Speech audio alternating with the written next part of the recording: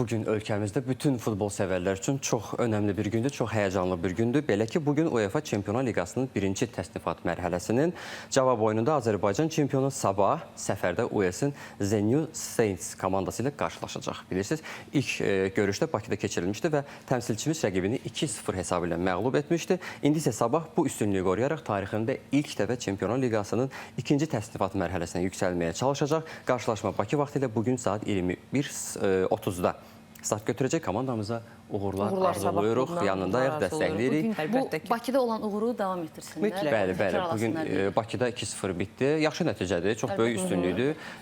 Rəqib elə də çox da belə güclü deyil. Yəni Sabaha nisbətən. Sabah Azərbaycan çempionudur və oyunlarını izləmişəm. Çox güclü mövqe oyunları var. Mən futbol dilində danışmayacağam biraz. Çox güclü mövqe oyunları var və düşünürəm ki, çox rahatlıqla bu mərhələni keçəcək və tarixində ilk dəfə Çempionlar Liqasının ikinci təsnifat mərhələsində çıxış edəcək. Mən hətta düşünürəm play-off-a qədər irəliləyə bilər. Çox güclü komanda çıxması önünə Sabahın, yəni play-off-a qədər irəliləyəcək gücü var. Həm də cavab oyununa qalib kimi gedir axı. Bir onun psixologiyası da var. Psixoloji üstünlüyü də var.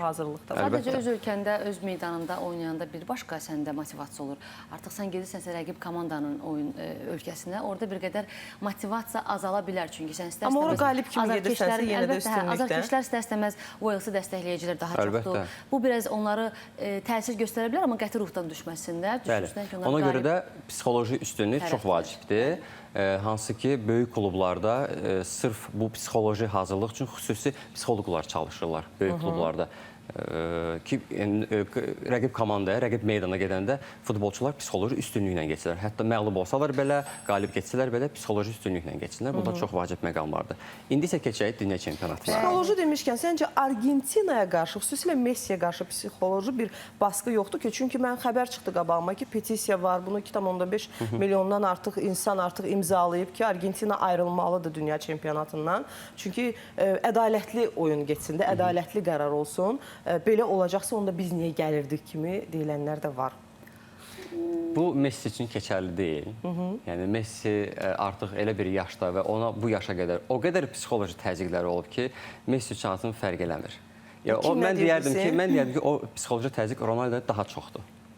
Doğrudur. Fərd olaraq ona daha çoxdur. Çox idi. Çox idi, artıq yola saldılar. Yəni adam getmək istəmirdi hətta. Yola saldılar. İstər komanda yoldaşlarının tərəfindən olsun, istər baş məşqçilər tərəfindən olsun, texniki heyət tərəfindən olsun, azarkeşlər tərəfindən olsun. Messi bu tərəfdən daha şanslıdır da, komandada ona elə münasibət yoxdur. Yoxdur, Messiyə qarşı o münasibət yoxdur, bəli. Amma mən çox təəssüf hiss deyirəm ki, Ronaldo bu mundialı tərk elədi. Mən çox istəyərdim ki, Ronaldo qalib gəlsin, yəni kuboku götürsün. Baxmayaraq ki, favoritim, sevdiyim oyuncular fərqlidir, amma Ronaldo'nun haqqı idi bu kubok. Yəni adam illərlə əziyyət çəkir. Niyə də olmasın? Və sanki o da elə biraz küstü getdi. Mən nəsə elə bir küskünlük istədim ondan. Son müsahibəsində bəli, açıqlama verdi ki... Küstü getdi ki, yəni mən hər şey etdim, yəni... Cristiano'ya qədər Portuqaliyanın heç bir uğuru yox idi. Mən gəldim, 3 titul qazandırdım və vicdanım rahat gedirəm. Figo var idi, Portuqaliya oyuncusu. Var idi, əlbəttə. Mən sevmədim oyuncunu, çünki Barcelonadan transfer olmuşdu. Düzdür, Cristiano Ronaldo biraz müasir dövrəmin, istər görüntü baxımından, görünüş baxımından olsun, istər maddiyyat baxımından olsun, izləyici baxımından olsun, kifayət qədər öndəydi. Amma Figo'nu görmüş bir oyuncudur, komandadır. Bir yerdə oynayıblar. Ona görə kifayət qədər də yaxşı oyuncu olub zamanında və bir növ elə bir Cristiano Ronaldo Figo'nun davamçısı kimi mən hətta görürdüm. Yəni düzdür, bəlkə oyun taktikaları fərqli ola bilər. Fərqlidir. Amma bir komanda da bir ölkə olduğuna görə mən deməzdim ki, Portuqaliyada bir dənə mayak varsa, o da Ronaldo'dur. Yəni ondan əvvəl də kifayət qədər... Yox, ondan qabaq komandaya titul gətirən məsələsidir. Ondan qabaq heç kim gətirə bilmədi. Buradan gedirsə, millinin uğruna qalanda, titulları qalanda, Cristiano'ya qədər, istər Figo olsun, istər qeyri futbolçular olsun, Cristiano'ya qədər heç bir titulu, heç bir uğuru yox idi millinin. Və Ronaldo gələndən sonra 3 titul qazandırıb. Yəni bu kifayət qədər nəticədir. Böyük bir nəticədir. Doğrudur. Getdi artıq. Getdi artıq, bəli. İndi biz Aynur'a görə biz Ronaldo'nu bugün müzakirə elədik, təriflədik, bəli. Bu gecə isə dünya çempionatının ilk finalçısı bəlli olacaq. Demək ki, son illərin ən güclü iki futbol məktəbi qarşılaşacaq. Fransa və İspaniya üz-üzə gələcək. Bir tərəfdə dünya çempionu olmuş Mbappe, digər tərəfdə isə 19 yaşlı yeni parlayan Lamine Yamal üz-üzə gələcəklər. Artıq finala gedən bileti kim qazanacaq bilmirəm. Təxmin edirəm, amma çox güman ki, bu oyun çox böyük bir futbol məktəblərinin, futbol fəlsəfəsinin və futbol üslubunun toqquşması olacaq. Oyun bəli, bu axşam saat 23:00-da keçiriləcək və ictimai televiziyada yayımlanacaq. Çox maraqlı qarşılaşmadır, çünki ilk finalçı bəlli olacaq. Və düşünürəm ki, hətta Argentinanın azarkeşləri belə, hətta İngiltərənin azarkeşləri belə oturub bu oyuna mütləq baxacaqlar. Çünki bu oyundan bəlli olacaq ki, yəni onların sevgili komandanın rəqibi kim olacaq. Yəni bu tək Fransa və İspaniya azarkeşlərinin oyunu deyil. Dünya futbolu sevərləri, azarkeşləri baxacaqlar. Çünki Haaland belə açıqlayıb ki, mən İngiltərəni dəstəkləyirəm. Bir zamanlar mənim də komandam səhv eləmirəmsə olub. Həm də orada oynayır da. Və o deyib ki, mən istəyirəm ki, İngiltərə qalib gəlsin. Haaland da hətta yəqin ki, oturub baxacaq. Baxacaq. Viking də İngiltərəyə azarkeşlik etməlidir. Və Fransa ardıcıl 3-cü dəfə dalbadal finala çıxmaq kimi bir rekordu imza ata bilər hətta. Bu finala çıxmağa cəhd edəcək. Deməli, Mbappé ilə Yamalın dueli artıq dünya mediasının əsas mövzularından birinə çevrilib. Beynəlxalq media bu oyunu bilirsiniz nə adlandırır? Deməli, keçmişin kralı gələcəyin kralına qarşı. Mbappé artıq keçmiş oldu ki, yəni bu keçmişin kralı adlandırılır. Neçə yaşı var Mbappé? 27 yaşı var. Lamine Yamalın da 19 yaşı var. Yəni Mbappé'nin hələ bundan sonra ən azı 3 ən azı 2 var. 2 mundial görürəm. Mundial görə bilər. Hələ bu nə görüb ki, sən yəni Messi kimi, Ronaldo kimi atlet olsa və qalsa 3 də görmək olar. Amma Lamine Yamal'la bağlı mən onu deyə bilmərəm. Yəni olacaq olmayacaq. Belə deyək, beynəlxalq media belə adlandırır. Bu məhz belə təqdim eləyir bu qarşılaşmanı bir tərəfdən. Yəqin daha maraqlı olsun deyə, bəlkə də şou xatirinə keçmiş. Mən Lamine Yamal'ın qardaşını tapdım dünən. Hardan tapdın? Monitorda. Şirin qardaşı bütün oyunlarda ona dəstək olan. Bəli. Dünən Aysel çox danışdı balacadan. Getdim axtardım, tapdım balacanı və bütün oyunlarda oradadır. Necə həyəcanla izləyir, necə belə azarkeşlik edir, necə qışqırır. Lamine Yamal'ın qardaşı daha çox Mbappé'yə oxşuyur. Həqiqətən elədir. Çox şirin bir. Lamine Yamal'dan çox Mbappé'yə bənzəyir. Balacadır və gör nə qədər onun yaşında olan nə qədər balacaların gələcək ulduzları məhz bu futboldan doğur. Çünki onlar hələ ümiddir. Yəni gör nə qədər balaca uşaqlar indi onun yaşında olan uşaqlar istər meydanda olsun, istər evdə olsun, baxaraq öz kumirlərini yavaş-yavaş özlərini hətta anlamadan belə formalaşdırırlar ki, obraz yaradırlar və onlara bənzəyir. Onun içinə doğulub da bu dünyanın içində, futbol dünyasının içində. Çox şirindir. Çox şirin. Dəyər də Aysel'də orada. Hələ onun qışqırmaqlarını, qışqıran anda o görüntüləri belə-belə də durur, o görüntüləri var. O qədər şirin görünür. Gələn dəfə xahiş edirəm o videolarda tapacaq. Tapacağım, gələn dəfə tapacağım. İspaniya keçsin bugün. Keçsin növbəti də görüşdə tapacağım.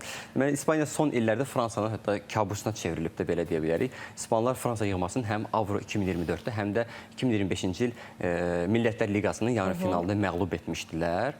İspanlar fransızları.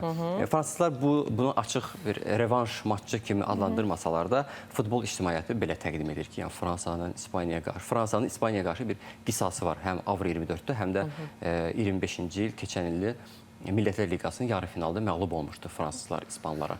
Onda belə çıxır ki, hər iki oyun həm bugün keçiriləcək, həm də sabah keçiriləcək. Hər iki oyun qisas oyununu adlandıra bilərik. Bəli. İngiltərə, Argentinanın da qisas oynadı. Onun tarixi tamam köklü gedir, çıxır uzaqlara. Oyun başlamazdan əvvəl bir qalmaqal da yaşandı hətta.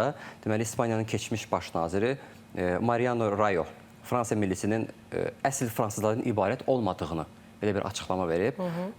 Bu sözlər də həm Fransada, həm də İspaniyada bir irqçilik ittihamı kimi böyük bir qalmaqal yaratdı və yarın final öncəsi belə bir gündəm mövzusuna çevrildi. Yəni bu siyasi müdaxilələr təbii ki olacaq. Və ona görə də İspaniyanın baş naziri çıxış eləyərək, o keçmiş baş naziri idi, səhv etmirəmsə. Bəli, bu keçmiş baş naziri idi. Və indiki Pedro Sanchez çıxış eləyərək dedi ki, yəni biz heç bir halda irqçiliyi qəbul eləmirik və heç bir halda irqçiliyi dəstəkləmirik və onun özünün əvvəlki həmkarının belə deyək də fikirlərini tamamilə üstündən xətt çəkdi. Ona qalsa İspaniyanın da yığmasının tərkibinə baxsan, Lamine Yamal'ından tutmuş bir çoxları kökləri başqa ölkələrə, başqa ölkələrə, başqa qitələrə gedib çıxır. Və nəinki Argentinada baxsan, hər yerdə var. Bir də qəbul olunandır da futbol üçün bu. Transferlər olur, futbolçular gəlir, gedir. Yəni burada hətta sosial mediada belə bir şəkildə videoda paylaşılmış, şəkil paylaşılmışdı. Bunu süni intellektlə yaratmışdılar ki, əgər milli komandalardan onların öz vətəndaşlarını deyil, kənardan gələnləri yığışdırsan, kimlər qalır? Hər komandadan 2-3 nəfər, 4 nəfər qalır. Yəni siz baxın İngiltərəyə görün orada necədir vəziyyət. Baxın, indi ola bilər az-çox Norveçdə daha belə təmiz Fransada daha qanlı çoxdur. onlara var. Amma Fransada daha çoxdur, ona görə belə bir iddia irəli sürür. Yəni bu mənasızdır. Yəni oyun qabağı Əlbəttə. ürək bulandırıcı bir necə ki məqamdır. Argentina, Paragvay baş naziri idi, senatı idi, xanım idi. Bəli, Mbappéyə qarşı Mbappéyə ilkçilik fikirləri irəli sürmüşdü. Mbappé də ona cavabını vermişdi və bütün dünya ayağa qalxmışdı ki, belə yol verilməzdi. Xoş deyil belə. Gördülər biraz belə şişələmək, bəli. qalmaqal yaranır, davam etdirmək. Mbappé onların cavabını meydanda verir, vurduğu Bəli. qollarla. Eynən. Düşünürəm ki, bu mundialın bombardiri olacaq. Futbol təkcə həm futbolçular üçün yox, həm də baş məşqçilər üçün də ciddi bir sınaqdır. Belə ki, bəziləri istefa verir, bəziləri də müqavilələrdən xitam verir. Ən diqqət çəkən dəyişikliklərdən biri Uruqvay millisində yaşanıb. Forlanı tanıyırdın? Bəli, adını bilirəm. Diego Forlan. Bəli. 47 yaşlı, əfsanəvi, sabiq Uruqvaylı Bəli, Uruqvay bəli. millisinin baş məşqçisi təyin olunub. Komandanın qrup mərhələsində uğursuz çıxışından sonra istefa verən Marcelo Bielsanı əvəz eləyəcək. Nə maraqlı. Bəli. İtaliyada da var fərqli bir texniki baş məşqçi elan olundu Maldini. İtaliya milli yığmasının. İtaliyada hələ tam dəqiq deyil.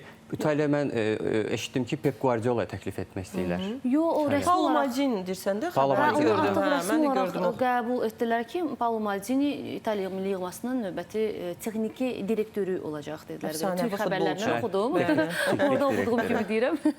Portuqaliyanın millisində də baş verib bu dəyişiklik. İstefa verib, hələ ki bir məşqçi təyin olunub, Yenisi amma yoxdur. Martinesi bəli istefa gedib və Niderlandda da Koeman istefa verib, Almaniyada da vidalaşıb Nagelsmann, onun da yerinə Jürgen Kloppu gözləyirlər. Xeyirli olsun kim gəlirsə. Hər kəs üçün xeyirli olsun, Oyunçuları komandalara gözləyək. uğurlar olsun. Bəli, Uğurlar axşam olsun. oyunu izləyin, sabah bol-bol müzakirəmiz olacaq. Mütləq. Mənlik bugün bu qədər. Təşəkkür edirəm. Uğurlar sizə. Təşəkkürlər Çox sağ olun. Çox sağ ol. Sağ olun.